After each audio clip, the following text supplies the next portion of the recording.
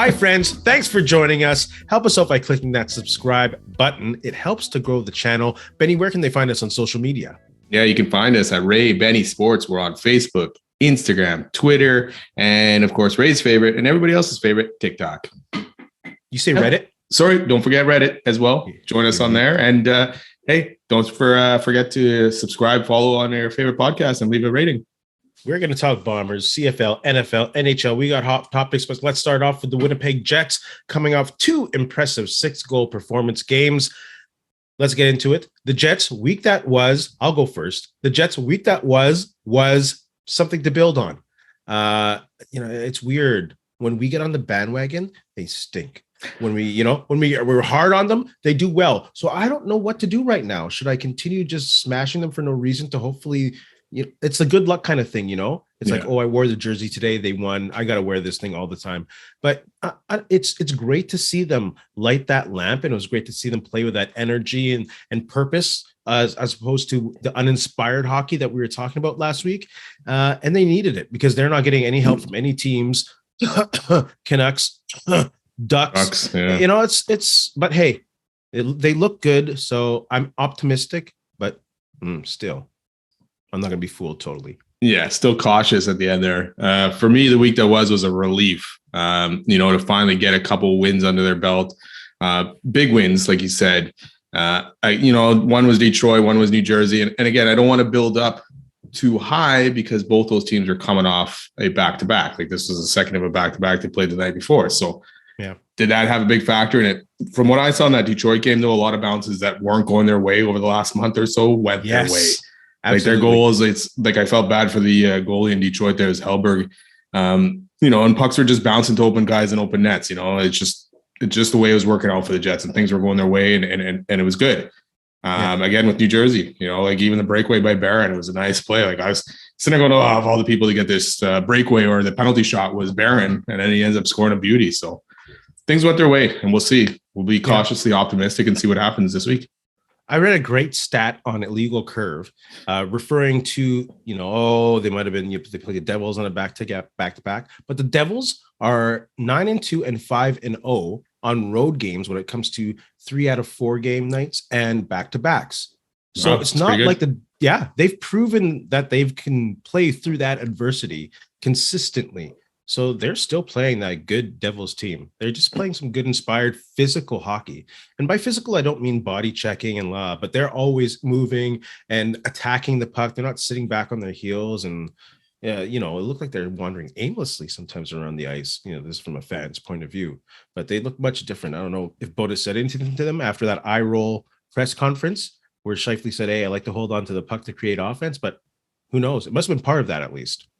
Well, that's the thing. Even against Detroit, the first 2 periods were good. They played well, but the third period rolled around, and you're up 6-0 or whatever. So, complacency kind of creeps in. So in that third, they weren't the greatest. They were kind of sitting back. Detroit was kind of controlling a lot. Ended up scoring 2 quick goals.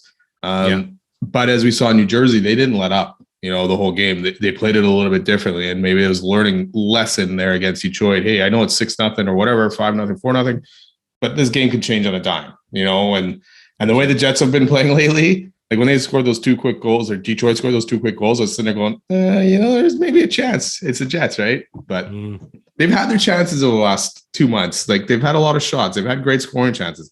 They've either gotten stoned by good goaltending or their shots just aren't the greatest quality, right? They started off last week losing to San Jose 3-0, and you're thinking, okay, rock bottom, we're done here, right? So keeping it alive. We'll see how it goes from here, but it's a good step forward for them. Yeah, and the thing that these past few weeks of frustration and futility and non-identity playing hockey, I guess, you look at the ways they've created offense or tried to create offense, and that's changing lines all the time, not being consistent with lines, always trying to. So do you think Bonus has found the right lines here? Definitely for now he has, but we've seen lines get together and play great together over a course of 2 or 3 games, and then it slowly reverts back to what it was, right? But I like these lines. I really like the Wheelers, Ehlers, and Nemestikov line. Like that line has been buzzing. Yeah. Wheeler seems like his regular old self from earlier this season. You know, they both gotten, I believe, 2 points, Ehlers and Wheeler over both games, last 2 games at least, and Nemeskov as well. So, you know, it's a good start for that line. Scheifele on the top line there with Dubois and Connor, maybe less responsibility for Scheifele. That line's been buzzing too and connected quite a bit, you know, and a couple points, I think 8 points total for that line over the last 2 games. So Scheifele is playing huge these last couple games on the wing. Yeah. And I think that's right. A little less responsibility. And I think maybe that does go back to the eye roll comment. Maybe as a center, he was holding on to the puck, trying to create too much. And as a winger, he could just fly around. And when he's open, take the shot right away, not worrying about setting up and having to rush back his defense as, you know, responsibilities. So maybe that opens up. But as you said, I don't know if this is the fix. The problem with this is it's still the same locker room for me. And I don't want to, you know, beat a dead horse, but how does the lines is how do they face adversity? They're playing big games coming up. We're going to talk about the week ahead, but just to, you know, preview, they're playing Calgary and Nashville in a row, not back to back, but you know, so it's all about adversity. If they can take a punch in the face, if they can come back to it, maybe these are the lines. But they didn't face much adversity with the Devils and the Red Wings. So we'll see how they do if they get punched in the face. Yeah, for sure, because the bounces went their way. Now, if they go a period without scoring goal, first period against Calgary, you know, will they panic and will bonus switch lines around again, or will he stick with it and at least see, you know, like you're saying, face that adversity, not scoring, or not getting the bounces, and if they can build, you know, fix that in a second or third period and fight back in a game. So it'll be telling. I mean, it's 2 games. Things went their way. Like even the Lowry, Appleton, and Niederreiter line, has looked good. You know, like Adam Lowry to me over the last probably few weeks has probably played his best hockey of the season. Yeah, Niederreiter was a great acquisition, and the fact that he can go up and down the line. You know, people talk about his hands and his size and his ability to skate, but also players who play with him also glow about his hockey IQ. So what an addition that is. Of course, I wasn't a huge buyer in the addition. I didn't knock it, but it's paying off big time. Again, Chevy with these sneaky good trades. Good trades. And it's something that Nemestikov as well. It's serious. You're sitting there looking at these guys going, okay, this is not who I wanted. You know, Domi, Van Riemsdyk, all that stuff, but it's actually worked out. And they didn't give up a lot of assets to get these guys. It would be nice at this point to be able to get Cole Perfetti back. And insert him in that line, top 9 as well, but it doesn't look like he's coming back. And I think maybe he might be even missing the first round if they make it. So we'll see where it goes from here. But I like the lines where they are now, and we'll see what happens. How about Morgan Barron, another guy that Chevy got off of a trade for Trouba? Yeah, was it? Yes, the Ranger trade. That guy with a penalty shot. He just has a motor. He keeps going, and he plays a physical style of hockey. You know, that he would have blended in great with that 17-18 team. Yeah, and he's got some good speed, like sneaky speed. Yeah. You know, like even on that breakaway yesterday where he ended up getting a penalty shot, I was watching go down. I mean, he's going to get caught or he's not going to get by the guy or through him. And it's just like, yeah, he did. And it's like, oh, wow. And then silky mitts on the penalty shot. Absolutely, eh? Just a little bit, not a huge juke, but to the side and then put it right between the legs. Yeah, made him open up his legs and he slipped it through there. Just slide over a bit and he got it. Very nice. And I'd like to also mention Dylan Sandberg. That dude's been playing some good hockey. I saw this great card stat on Twitter. I'm not going to go through the analytics and the statistics of it all, but he's a guy who's making about $900,000 a year. If you look at his statistics, he's playing at a pace of someone who should be paid $6.9 million a year. He's within that category of defenseman.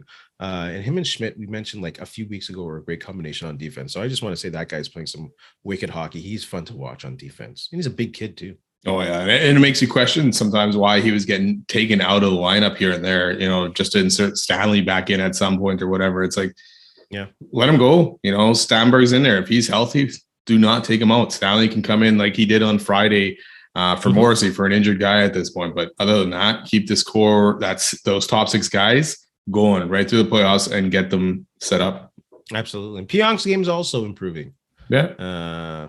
He's still shaky on the power play. Like even on the power play on Friday when Morrissey was out, it's like pass back to him, he bobbles it and it's out. It's like, okay, I guess because you haven't played much with these guys, so I'll give you a break on that. But yeah, we'll see where it goes. It was 2 good games, you know, coming off that San Jose game. So let's move on to the week ahead. They have 3 home games in the next 7 days, 2 against teams like we mentioned earlier that are chasing them for that final wild card spot. And the third game is against those damn Sharks.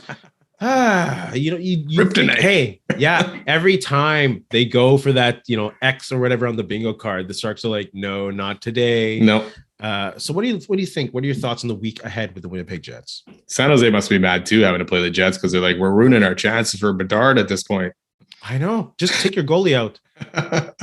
Well, they got Calgary again or on Wednesday, and it's a back-to-back for Calgary again. So, or another team with a back-to-back coming into Winnipeg. So, the schedule maker is helping the Jets out here a bit with 3 back-to-back opponents in a row. This is a big game, and if Calgary wins tomorrow, they're tied on points, and the Jets would have a game in hand.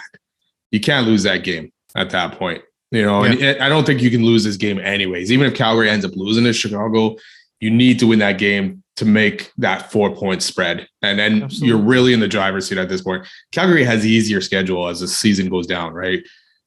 Who they get to play. They play, where is it? Chicago, Vancouver, Nashville, and San Jose, besides Winnipeg. That's what's Calgary's left. And Winnipeg's last 2 games are against Minnesota and Colorado, which they've struggled. Yeah, absolutely. Well, they're good teams. Yeah. In the last 5 opponents for the Jets, besides maybe Calgary, they've kind of struggled against them. San Jose, Nashville, Colorado, Minnesota. So it's going to be a tough test. But yeah, I like that it's at home. Calgary on a back-to-back. They got to win. Yeah. I think this will be a real testament to Rick Bowness's coaching. Will he just go with lines, night by night? Is he adjusting lines to who they're playing? Because these are very critical games. And they're at home. You have to take these at home, especially with Nashville, who has how many games in hand? 2? 1 after tonight. They're playing Dallas tonight. So they're down in Dallas. So it was 3-0 before for Dallas. Nice. 3-0 start of the third. So here we go. And the thing is, shout out to Andrew Patterson, who mentioned that this could very well be the most important game, regular season game in Jets 2.0 history. And to add on to that, these next 2 games are the most important one, because if you lose these 2, that could be end of the season. Yeah, to me, we'll see how Nashville goes. So Nashville's got a pretty tough schedule to end this season. To me, it's this Calgary game is the most important of any of them. Like, if you can win that game, it should solidify your spot at clinching a playoff spot, right? Yeah. You're in the driver's seat even more at this point, because Calgary is now, you got a game in hand in Calgary, and you're possibly up at least 2 to 4 points, right? So you need to take advantage of that. Calgary is, like we said, they played Anaheim and Vancouver, in the last 2 games, down going into the third, and they found a way to come back and win those games. So it's not going to be an easy game. We'll see who starts in net, and we'll see who starts in net for them tomorrow in Chicago. But if they lose tomorrow and we can end up beating them on Wednesday, that'd be huge. I'm more concerned about Nashville for some reason, because they don't give a dang. Oh yeah, they won't quit for sure. I hope they lose tonight. That'd be a nice nail in the little tuk coffin. But they're for some reason they concern me, and they're that rival, because of that one playoff series. And they won't roll over. It'll be a tough game on Saturday for sure, even if Nashville somehow are out of the race by then or something, right? So they wouldn't mind screwing our chances. Oh, for sure. They're not deep in the lottery race. They're not deep in that lottery. No. They are where they are. Yeah. Pretty much. I do like, though, that the Jets have now crept up on Seattle a bit. They're only 1 point behind Seattle, but Seattle does have 2 games in hand. So, and they play tonight and tomorrow. So by the time the Jets play on Wednesday, we'll get a better picture if they got a chance to even pass Seattle. Seattle may gain 4 points in their next 2 games and open that gap up again. But it gives you another option there, right? And it's not just Calgary at this point. If you can somehow pass Seattle, you got another option. What'll be the matchup there? For what do you mean? Who's 7-2? Sorry, seed 2 and 7. Who's 1 and 8? I wonder. Seattle right now is 7. Winnipeg is 8. So if you can 1 pass. Still Vegas, I believe, and then Minnesota. But they're playing each other tonight. I'd rather face Vegas. Yeah, maybe we struggle against Minnesota. Yeah. But Edmonton's right there too, and same with Dallas, Colorado. Like they're all within a point of each other, so it's so hard to say. But Edmonton's on a streak right now, and playing some good hockey. So I don't know. I don't even know what I'm talking about. I think I'm a little drunk talking about 1-8. I forget about this stupid playoff format with Central, and I'm getting ahead of myself. But it is 1-8 for that, right? Sorry. One would play 8, 2 would play 7, and then the inside the division thing after. Yeah. Oh, how convenient. Yeah. Friends, put your comments, put your likes. Don't forget to subscribe about the Winnipeg Jets. Don't subscribe about the Winnipeg Jets. Subscribe to Ray and Benny. Comment on the Winnipeg Jets. Exactly. Let's move on to the CFL and the Winnipeg Blue Bombers. Let's get this. We've had some good fun and good comments online about our best of Winnipeg Blue Bombers of all time. This time we're going with the linebacker core. And we haven't talked about this yet, but we kind of feel that we might have the same people because it's really hard to argue against maybe these. You have 3 or 4. Yeah. You have 3 or 4. I have 3, but I have 4, and I also possibly could throw in a 5th in there. I have 3 because we had 4 defensive lines. So yes, I'm going 3 main ones and then other ones that, honorable mention kind of thing. Who do you have as your 3? And I'll tell you if I have someone different of those 3. Tyrone Jones, James West, Greg Battle. Correct. Yeah, that's a trifecta right there. Yeah. They're like you have the leading tackler, you have the leading sack getter in Winnipeg Blue Bomber history, and James West has just always been a heart and soul player. Yeah, yeah. It's like you. I think you could go wrong on this. You can't go against those 3. Yeah, I honestly don't think you can. Like you can go. Okay, so we got Adam Bighill here, who's played some phenomenal football with the Bombers over the last few seasons. Yes. And we'll see by the end of his career where he ends up, but it's hard to replace those guys with him. And then you even had Paul Randolph that, back in the early 90s kind of thing. He was part of that crew in 1990. And it's just like another one. And it's just like, wow, I got to leave this guy off too. So hold on. 1990. That was James West, Tyrone Jones, Greg Battle, and Paul Randolph. Yeah. Like what the in one unit. Yeah. And Paul Randolph is number 2 all time in Bomber tackles, or I mean in the linebacking crew here, he's number 2. Like Doug Brown, I think, is number 2 all time, but wow. And Tyrone Jones, how can you say no? No. And it's great. And you think, okay, I got to leave Adam Bighill off, who's been phenomenal for the Bombers. And it's like, but how do you squeeze him into there, right? Yeah. Yeah. And maybe if Bighill had been here since the beginning of his career, it's different, but he started in BC. Now he's been here for what, 3 or 4 years now? Yeah. Something like that, 4 years at least. So yeah, it's tough, but we'll see where it ends up. But yeah, those 3 linebackers are some dominant players that we got to watch, man. Yeah. Baron Simpson gets an honorable mention in my there books. You go as well. too. Yeah. Yeah. And one of my all-time favorites, like Tyrone Jones, as a lot of people know, he's my all-time favorite Winnipeg Blue Bomber. Him and James West were probably my favorite athletes growing up. My first favorite athletes growing up. But I always loved it when Bob McGregor said, K.D. Williams. That guy was a force, and he was great to watch too. Yeah. Like they've had some fantastic linebackers, man. It's crazy to think about the guys that they had at that position. Amazing. So good. Shante Peoples, and he had a good, oh my goodness. I'll go on and on. Let's go on to some CFL talk. We have let's take on the West Division this week. What are the burning questions that still exist for each team in the Western Division going into next season? Let's go from the coast to the Central. Let's start with BC. I'll go first. Do they have a capable starter to replace Rourke? I think they do. Vernon Adams is not Rourke. He will not have the same numbers, but he's still mobile. He's still good on the throw. So I think they do have a capable starter in Rourke. Yeah, and I will take that one step further because it's also about Vernon Adams. And will Vernon Adams find that consistency to be a full-time starter? Because he's definitely looked good in games, but then he reverts back, game here and there to looking like a rookie kind of thing. So we'll see if he can find it. Yep. He's got good coaching in BC, some good receivers. So we'll see what happens there. What do you got for Edmonton's question? I got a couple. I couldn't figure out which one, but I mean, one's a basic one. Can they win at home? But, that's just that. And does Chris Jones still have that magic touch, really? Yeah. So he's been able to find players, but he's not been able to win in this one. No. And it's almost embarrassing not to win at home. My question with Edmonton is Cornelius ready to take the next step? I think he's a great quarterback. He's an athletic quarterback, big body quarterback. I think it's kind of like Strevler, not in regards to is he as good as Strevler, but just a quarterback who's great athleticism, but might not be a starter at this moment. Yeah, we'll see. So. Trey Ford's still there, right? It's Trey Ford, the quarterback, right? Yeah. He's still there. He didn't get an offer anywhere else, right? Because he was still in the combine or a pro day for someone. I can't remember. No, okay. Yeah, I can't remember. Calgary Stampeders. My question is, how much have they lost with Jameer Thurman going over? Is it to Hamilton, the trade? Yeah. I'm forgetting a lot tonight. Free agent signing in Hamilton. Oh my God, even worse. So yeah, can they survive that on their defense? Their defense wasn't elite. They were still good, but he was such a big piece of the puzzle. He patrolled so much of the field, and you can't just replace a great player like that. So yeah, that's my question about Jameer Thurman. How much will that affect their defense? So one thing about Calgary is they've been able to replace guys. Like they've gotten guys who've gotten up in age or lost guys, and they've seemed to find a way to replace guys.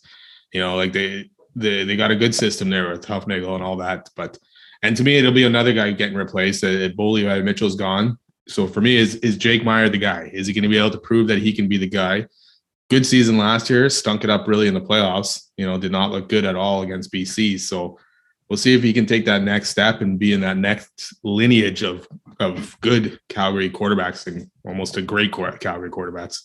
Yeah. Let's move on to Saskatchewan Roughriders. I have one question with Saskatchewan. What is happening with them? I don't think this team got any better in the offseason. I can't see the coaching staff being any better. I have no confidence in the leadership of O'Day and Dickinson. Just not good. So what is happening? That's my question for Saskatchewan. Yeah, mine is, should they have cleaned house and got rid of their front office, and started fresh? Yeah. Which they didn't. So we'll see what happens. Maybe they'll surprise us or surprise some people, but yeah, I don't think it's going to go well for them. No, it doesn't look good. Even with Harris at quarterback. Might go worse. It might go worse. What have they done with that O-line? That's another question. That's two. That's too many. Let's go on to Winnipeg. And you have a question for Winnipeg? What's your question for Winnipeg? Will age catch up to them? Oh, I got the same question. So you go ahead. They're getting up there in age, and you're bringing back a lot of veteran guys, and we've seen it kind of blow up in some teams' face when they tried to run it back one more time with the same core, right? So we'll see with the Bombers if those guys are still able to play at a high level and take them, back to the Grey Cup. Yeah, same question. Are they risking anything by keeping the dynamic, experienced nucleus together? Of course, if everything goes well, everyone's healthy, it's a brilliant move because this is a dominant team. But will their age show? Little minor questions on the side. Kicking and Buck Pierce, offensive coordination. Will he take that next step? They did sign a punter to come in. Huge kid. So we'll see what he does. And so they're bringing in competition for Leggio, but like you said last week, they're bringing in inexperienced competition right now. So we'll see where any of that goes. Another CFL thing that really got me on Twitter is this Michael Ball and Randy Chevrier conversation about addressing the CFL and what it's worth and what its status is. And that's a great conversation. That's a great conversation to have. But I'm going to say right now, I am kind of insulted as a CFL fan by Michael Ball's comment about CFL fans not being smart or being dumb. I don't have the quote in front of me. It's just like, we're not dumb. The core of us know this game very well. We're passionate about the game. And if Randy Chevrier calls it a minor league, so what? It kind of is. The NFL is the show. I don't care what you say. Even Canadian kids are wanting to just more go to the NFL. That is the show. That is a major show. So we're the minor show. It's still professional. Like, we're not dumb to not realize that. And we're not dumb to let that take value away from the league. So I'm a little insulted by this Michael Ball, who's supposed to be the voice of the Saskatchewan. Give me a break with this guy. That's the thing. Like, saying CFL fans are dumb. Well, we're core CFL fans. It's not like we've been fans for 2 years. We've been fans, most of us, since we were kids. We understand the game. We understand the league and where it's at. We don't understand or have the inner workings of everything, but we see where it's at. The NFL is the top. No question about it. That's where everyone strives for. And the CFL should have been striving for that. They never got to that spot, and now they're just what they are. So they're a professional league in Canada, for sure. But to everyone else, casual fans, NFL fans, and most Americans, they're going to be looked at as a minor league. Do I take offense to that? No. I take more offense to someone saying, hey, the CFL product is shit, football is crap, or anything like that. To me, I'd be like, no, watch a game and you'll figure it out. It's not. It's a lot of these college guys, a lot of them you used to watch in the States, really, that come over here and play. And a lot of Canadian guys that you've never heard of, check them out.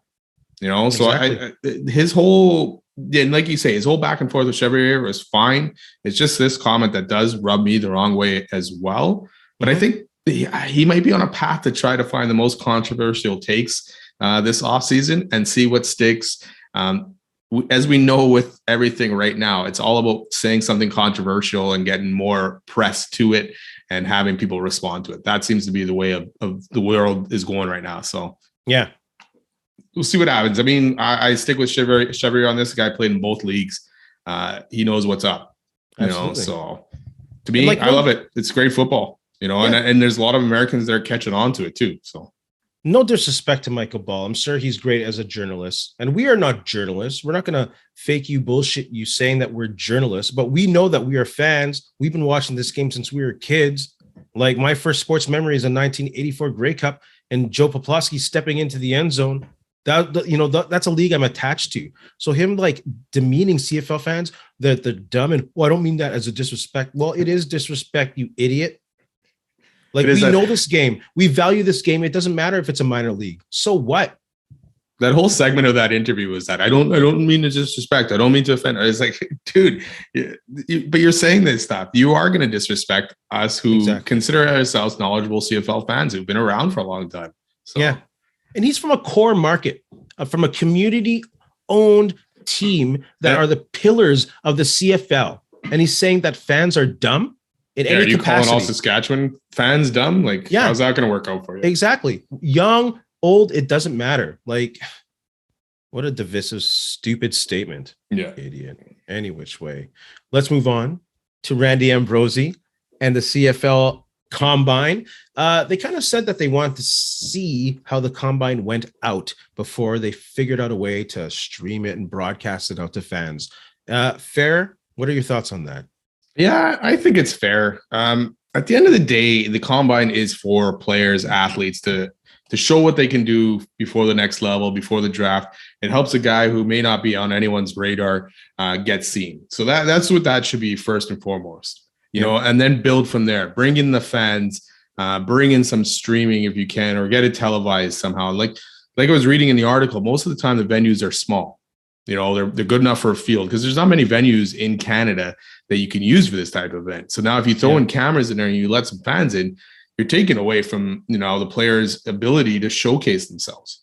Yeah. So I do like that, unless you can find a place, maybe like BC Place, if that's heated enough in the wintertime that you can use that and it's big enough to put fans in TV and stuff like that, then go for it. But right now, just focus on the players and the athletes who are trying to make it to the CFL. Very good point. I'm going to disagree with you on this. I think it's not a fair statement. They should have this figured out. There are years and years of NFL Combine coverage. They have done a Combine themselves, whether it was called an e-evaluation camp or a cyber camp or whatever they called it. They know how to broadcast this thing. Like there was a clip on the on the Edmonton Elks social media about their defense or linebacker coach coaching up these young guys in drills. We want to see that stuff. Like, how come the CFL can't figure that out?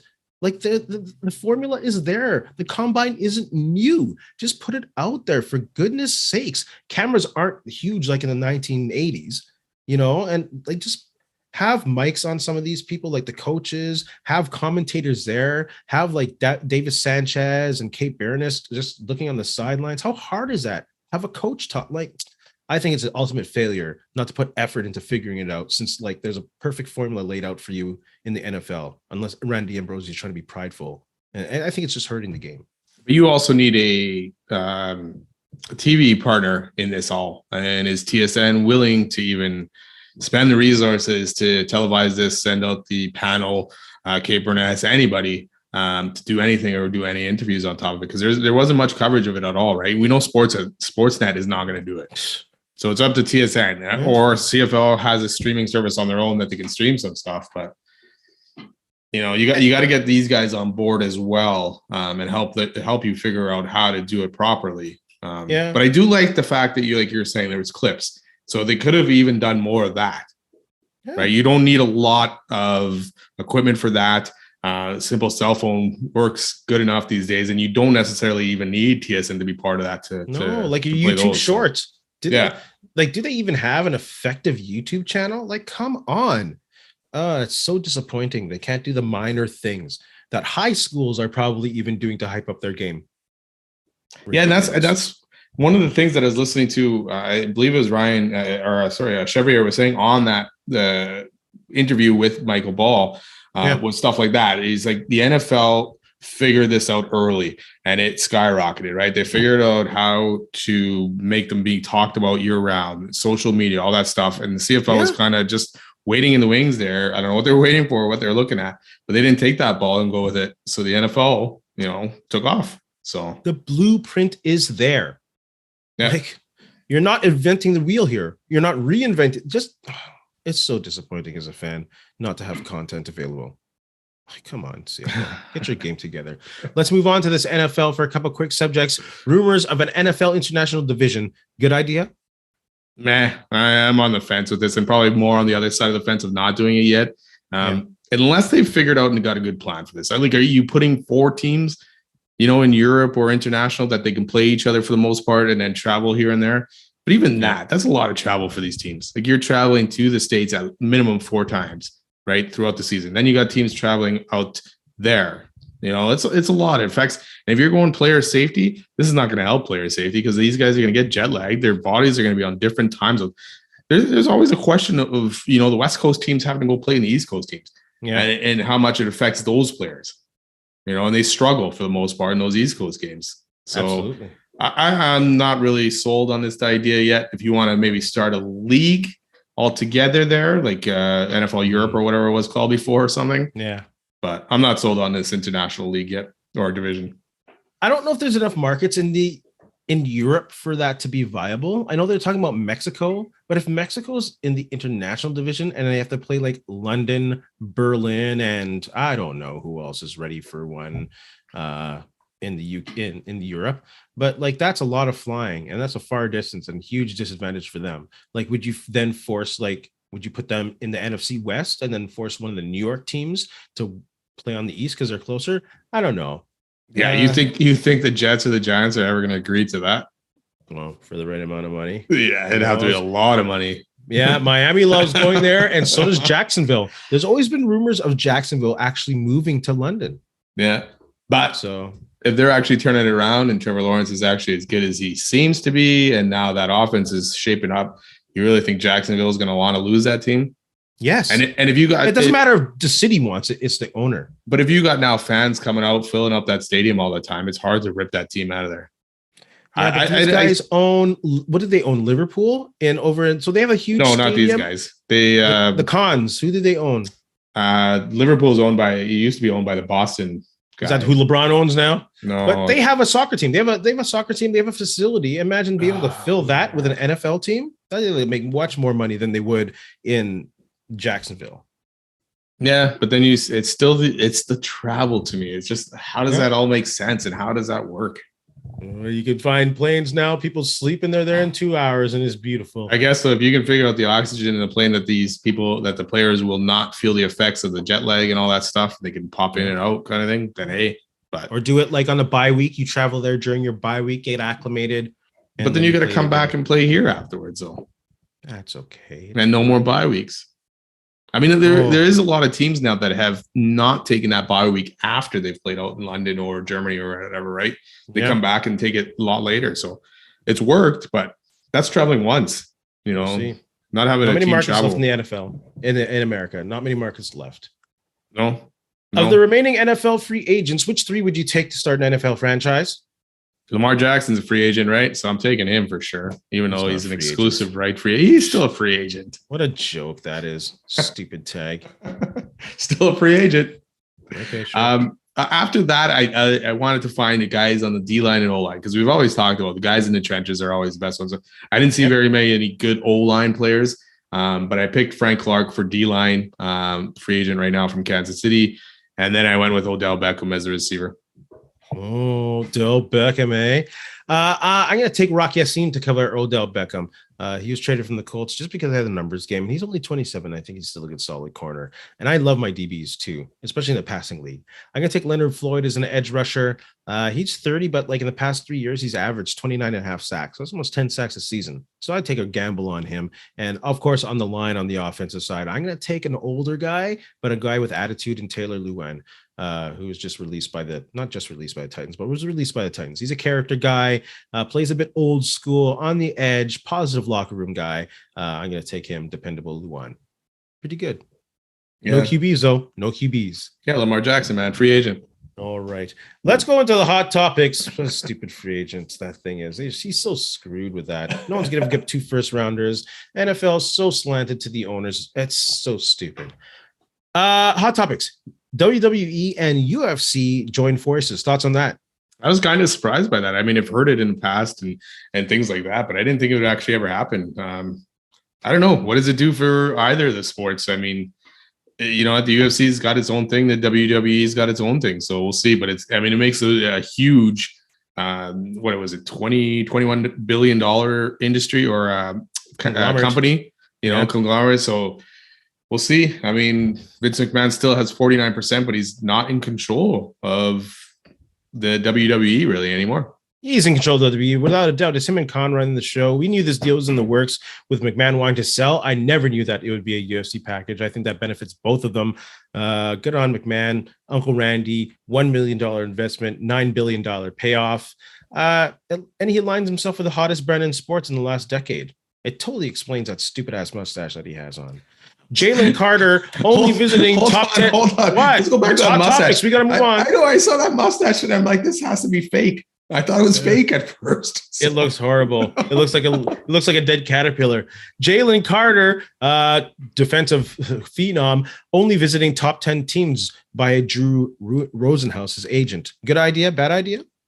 I don't think it's a good idea altogether. I mean, for one, you're taking out any teams that want to possibly trade up for you and look to you as a player. Now they can't talk to you at all. So it takes them out of the mix, right? And he's had a few character concerns in the last little bit with the car race, someone dying in that car race. Not necessarily his fault or anything like that, but he did end up getting charged for it.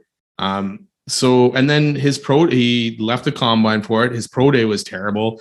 He's 9 pounds heavier than what he was at the scouting combine. So there's concerns there. And I think some teams would probably want to talk to him to figure it out. And get the top 10 teams can, but that's a big pick in the top 10, right? That can set you back. So absolutely. I don't think nobody wants to trade up for this guy. I think it's a stupid idea. They're just pinning himself into a corner. I wouldn't take a gamble on him as a top 10 pick. There's more dependable players out there who could be franchise player, and you don't have to worry about him. That's not a skill. So Leafs Tampa Bay meeting in the first round. Is this the year the Leafs get over the hump? Yes. I'll say yes. Oh. Yay! How's Matt Murray doing? He's hurt. Okay. Well, hopefully he comes back, but I think it will be the year. Come on, it's got to be the year. Yeah, Samsonov's actually been playing pretty good. And I can see Samsonov being the actual starter once the playoffs start. But yeah, I agree. It is. I think this is the year they get over the hump. Tampa has played a lot of hockey over the last few years, a little bit older team. This has got to be the year for Toronto. If you can't do it this year, then sell the team. Yeah. You got a shout out? Yes, I'm going to shout out the BC Lions. It's a good turnaround for this team with the new ownership and all that stuff. They made a $300,000, just over $300,000 donation to amateur football from 50-50 proceeds over the season and some guaranteed ones and stuff like that. So it's their largest single season donation in the history of the program. So it's good to see that and hopefully can continue to build. So shout out to the BC Lions. I love to see them thriving. They're floundering for a bit there, and they were always a great franchise in the 80s, always a troublesome franchise for the Bombers. So shout out to them. That's a good one. Shout out to Summer McIntosh, Canadian swimmer, broke 2 world records at the World Junior Meet in Toronto. She broke the world record in the 400-meter individual medley and the 400-meter freestyle. She's crazy. She's 16. Oh, my goodness. She's going to be a force, hopefully, knock on wood. Benny, you got anything to say to our friends? You know what? Just thanks a lot for listening. Don't forget, subscribe, follow, leave us a rating on your favorite podcast provider, and have a good week. And in the famous words of Ed Whalen, because I'm going to steal them. In the meantime and in between time, that's it. Another edition of Ray and Benny Talk Sports. Hey, friends and neighbors, don't forget to check us out online on Facebook, TikTok, Instagram, and Twitter at Ray Benny Sports. And don't forget to check out our YouTube channel. Leave a like, leave a comment, tell us what you think.